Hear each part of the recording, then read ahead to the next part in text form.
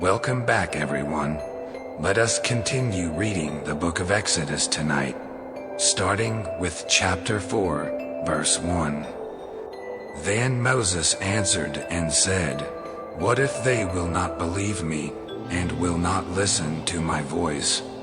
For they may say, Yahweh has not appeared to you." And Yahweh said to him, "What is this in your hand?" And he said, "A staff." Then he said, "Throw it on the ground." So he threw it on the ground, and it became a serpent, and Moses fled from it. And Yahweh said to Moses, "Stretch out your hand and grasp it by its tail."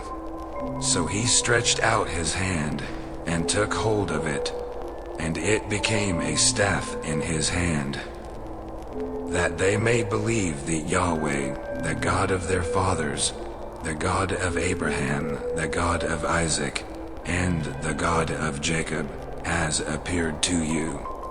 And Yahweh furthermore said to him, "Now put your hand into your bosom." So he put his hand into his bosom. Then he took it out, and behold, his hand was leprous like snow. Then he said, "Return your hand into your bosom." So he returned his hand into his bosom.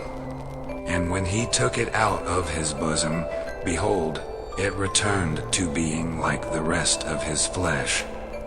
And so it will be, if they will not believe you, or listen to the witness of the first sign, they may believe the witness of this last sign. But if it will be that they will not believe even these two signs, and that they will not listen to your voice, then you shall take some water from the Nile, and pour it on the dry land. And the water which you take from the Nile will become blood on the dry land. Then Moses said to Yahweh, "Please, Lord, I have never been a man of words, neither recently nor in time past, nor since you have spoken to your slave. For I am one with a hard mouth and a hard tongue." And Yahweh said to him, "Who has made man's mouth? Or who makes him mute or deaf, or seeing or blind? Is it not I, Yahweh? So now go, and I, even I, will be with your mouth, and will instruct you what you shall speak." But he said, "Please, Lord, send now the message by whomever you will." Then the anger of Yahweh burned against Moses, and he said, "Is there not your brother Aaron, the Levite? I know that he can certainly speak.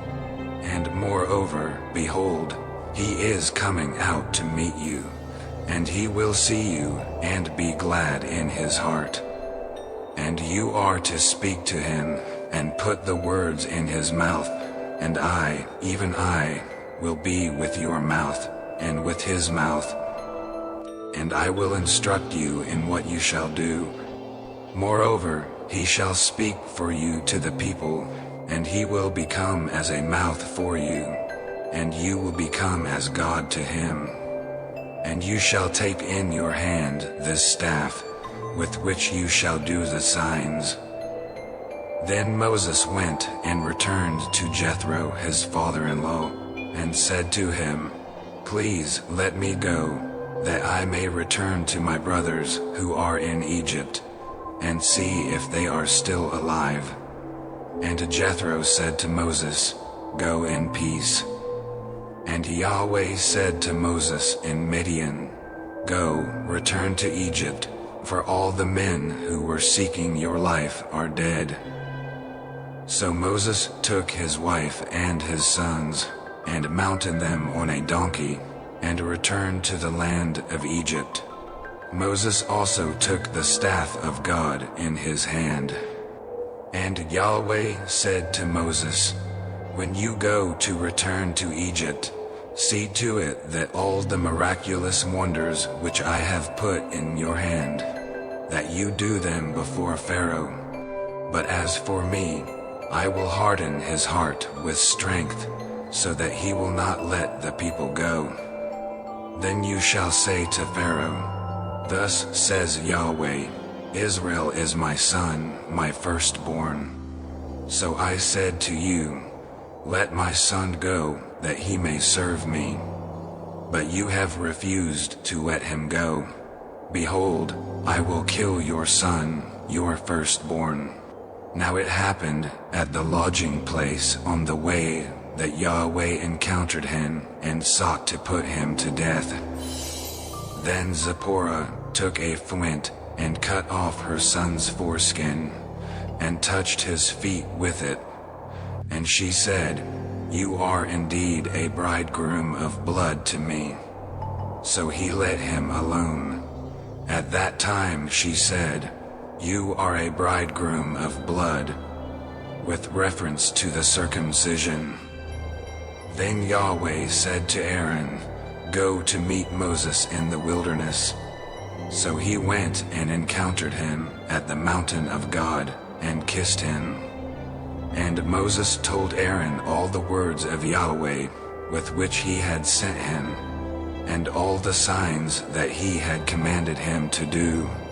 Then Moses and Aaron went and gathered all the elders of the sons of Israel. And Aaron spoke all the words which Yahweh had spoken to Moses. He then did the signs in the sight of the people. So the people believed, and they heard that Yahweh cared about the sons of Israel, and that he had seen their affliction. So they bowed low and worshipped. I pray that you all have a great and wonderful evening. I love you all, and we will continue next time.